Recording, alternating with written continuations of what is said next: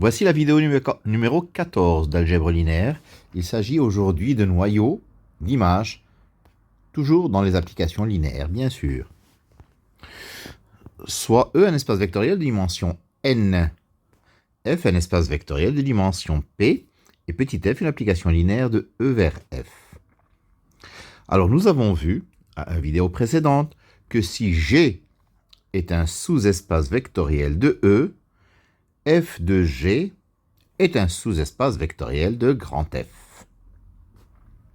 Alors, comme sous-espace vectoriel particulier de E, nous allons considérer E lui-même. E est un sous-espace vectoriel de E, donc f de E est un sous-espace vectoriel de F.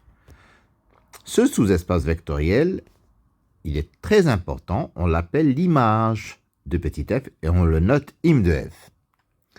Donc im de f, c'est l'ensemble des y de f tels que il existe x dans E tel que f de x égale y. C'est-à-dire c'est l'ensemble des images des éléments de E, c'est-à-dire l'ensemble des f de x lorsque x décrit E.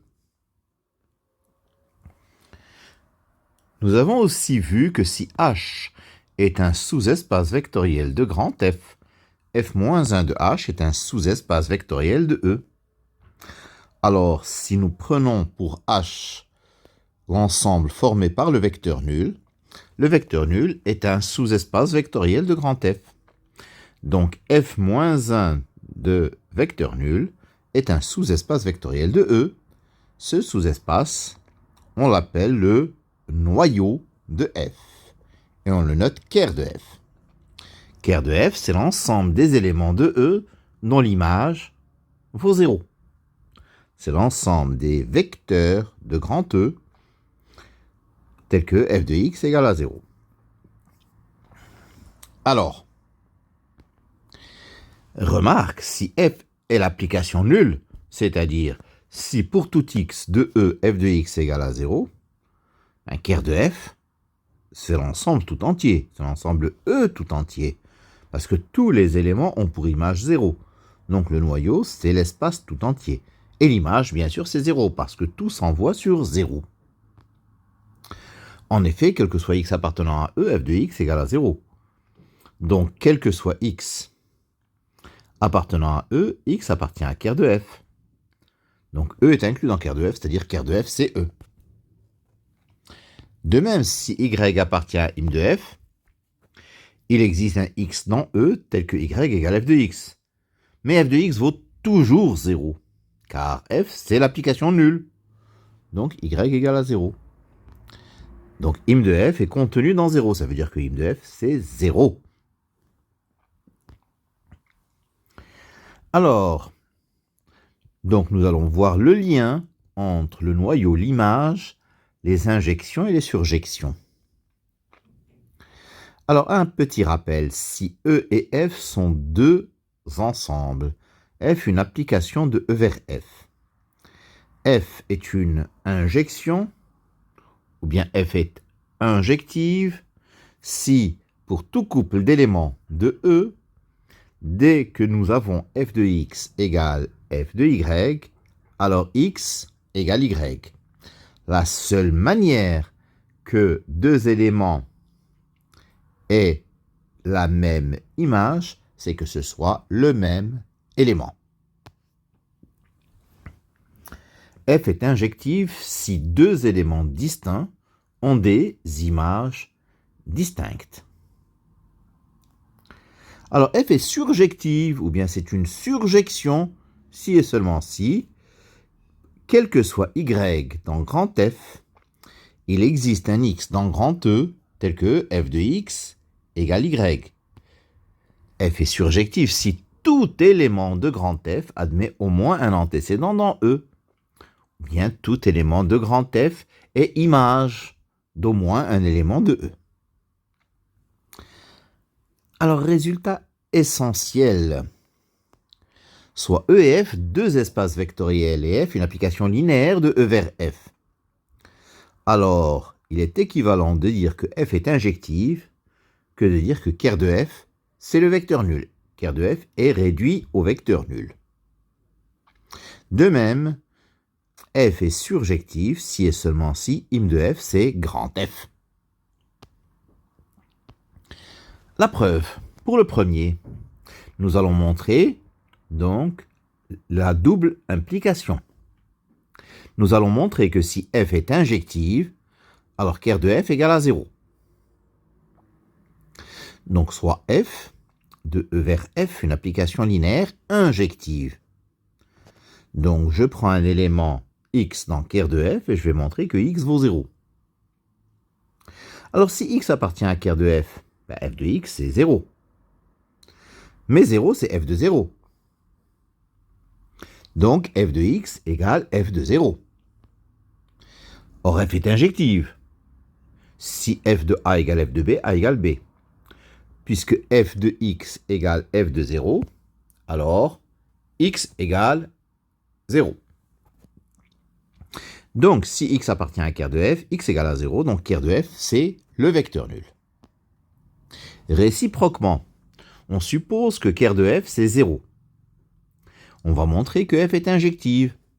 Pour montrer que f est injective, je prends deux éléments x et y dans E, tels que f de x égale f de y.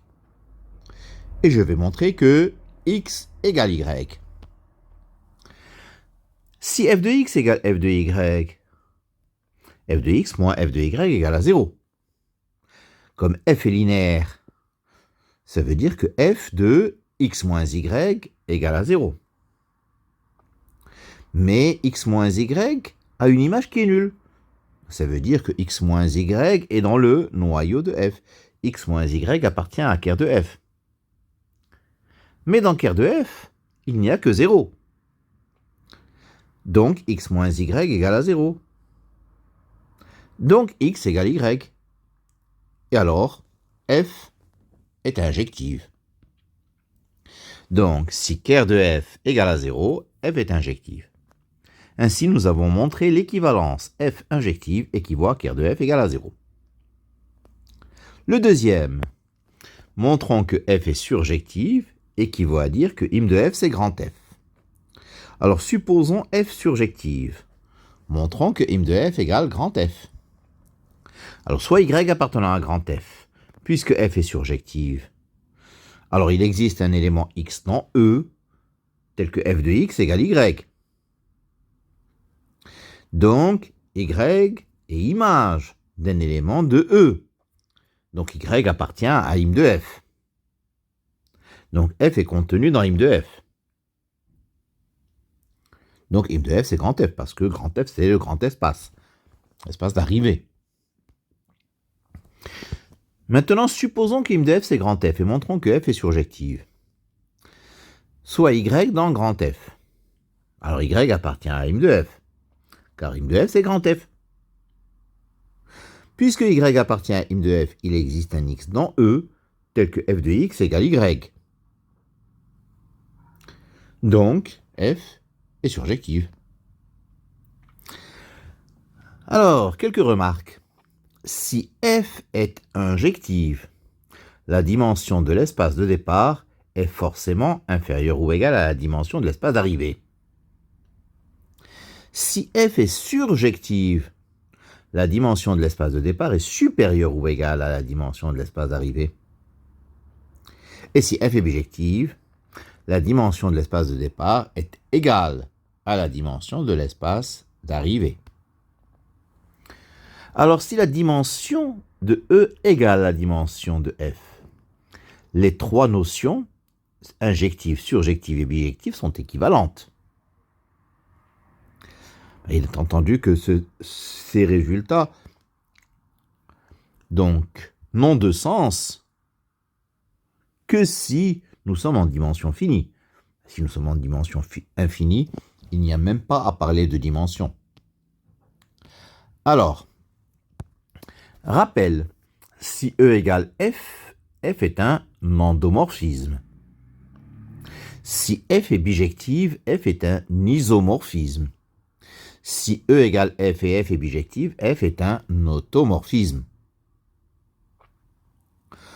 L'ensemble des endomorphismes de E, on le note L de E. Et l'ensemble des automorphismes de E, on le note GL de E, on l'appelle le groupe linéaire. D'accord? L'ensemble des automorphismes de E est noté GL de E. Voici pour cette vidéo, il y aura quelques détails dans d'autres vidéos par la suite. Merci de votre attention.